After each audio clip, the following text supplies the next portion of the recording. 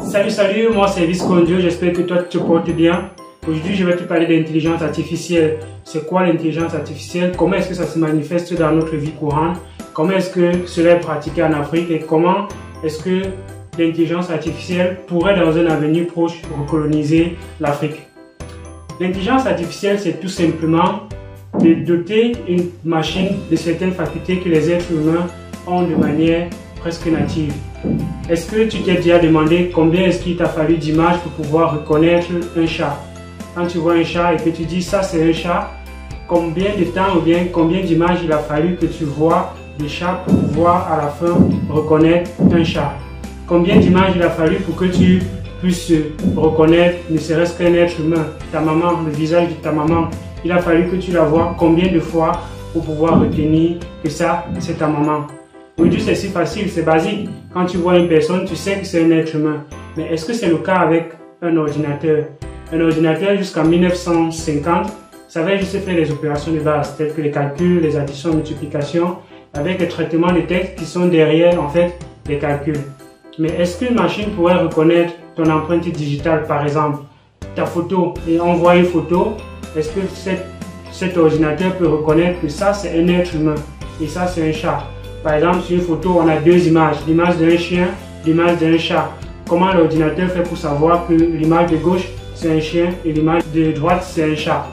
Très difficile jusqu'à 1950 avec un certain Alan Turing qui a créé un test qui permet de déterminer ou bien de tester le niveau d'intelligence des machines. Donc, dès 1951, les machines ont avancé, en fait la technologie a avancé et on a permis de doter les machines de certaines facultés d'analyse d'images et se rapprochant aussi des actions basiques des êtres humains. Mais cet envol a pris encore un boom dans les années 1980 quand il y a eu une nette augmentation de vitesse de calcul. Et cela a encore été poussé avec l'arrivée des réseaux sociaux quand il y a eu un grand nombre de personnes qui se sont connectées à Internet. Oui, vous avez bien compris, c'est Internet qui est une source gigantesque pour nourrir cette intelligence-là, pour nourrir ces machines avec des données qui vont permettre de les rendre plus intelligents. Et dans ce jeu, on a deux grands continents qui détiennent la majeure partie des données du monde entier. On a du côté de l'Amérique, on a les GAFA, Google, Amazon, Facebook, Apple. Et on a d'un autre côté l'Asie avec les BATX, Baidu, Alibaba, Tencent et Xiaomi qui détiennent en majorité les données des utilisateurs de notre planète. L'Afrique est où dans ce jeu? Pourtant l'Afrique possède aujourd'hui près de 300 millions de personnes connectées sur Internet. Mais les données de ces 300 millions d'utilisateurs ne sont pas détenues par les gouvernements africains, bien par les entreprises africaines. Les données de ces 300 millions d'utilisateurs environ, bien que dans les années à venir on aura près d'un demi-milliard de personnes connectées sur Internet, d'Africains connectés sur Internet, et ces données-là ne sont pas détenues par les entreprises africaines. Donc c'est un grand enjeu économique, non seulement économique, mais aussi politique et stratégique. Parce qu'aujourd'hui on sait que l'information est le nerf de la guerre. Qui détient l'information détient le pouvoir. Et donc ces entreprises-là qui ne sont pas sur le continent africain détiennent les clés et peuvent les utiliser pour manipuler les populations africaines. Maintenant, comment est-ce que l'Afrique peut réagir et comment est-ce que l'Afrique peut faire pour, dans un futur très proche, posséder elle aussi la majeure partie des données de ses utilisateurs? Est-ce que vous avez déjà, par exemple, utilisé votre téléphone pour votre empreinte digitale pour déverrouiller votre téléphone? Est-ce que vous avez déjà utilisé une reconnaissance faciale pour déverrouiller votre téléphone? Quand vous connectez sur Facebook ou bien sur une plateforme d'achat de produits, un certain nombre de produits vous est recommandé en fonction de vos goûts, en fonction de ce que vous achetez d'habitude, en fonction de ce que vos amis achètent. Quand vous allez sur YouTube, en fonction des vidéos que vous avez vues, en fonction des vidéos que vos amis regardent et bien d'autres choses, on peut vous proposer, on vous recommande un certain nombre de vidéos. Ces recommandations-là sont faites par des algorithmes et ces algorithmes utilisent les données. Mais ces données sont détenues par ces entreprises-là.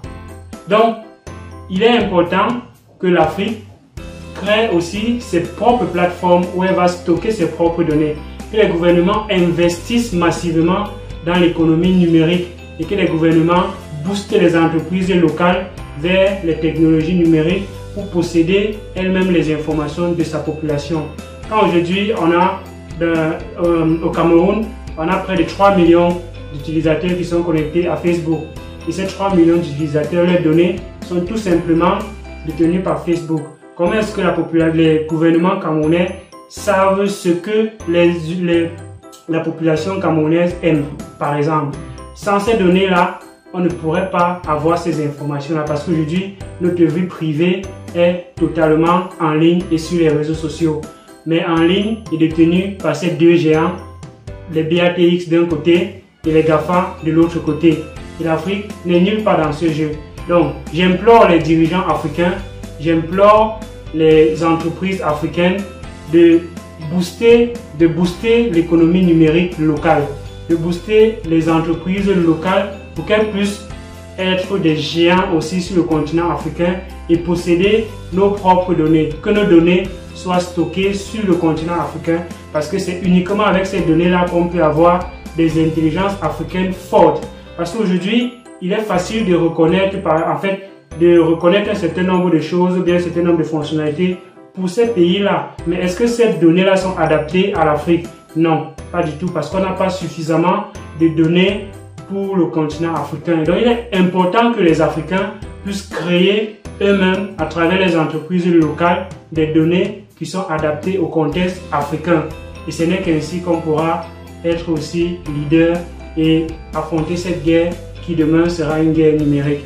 Merci d'avoir écouté la vidéo jusqu'à la fin. Si ça t'a plu, tu partages. Même si ça t'a pas plu, tu dis ce qui ne t'a pas plu en commentaire. Et tu peux aussi mettre en commentaire un thème sur lequel tu voudrais qu'on aborde. Merci et à une prochaine vidéo.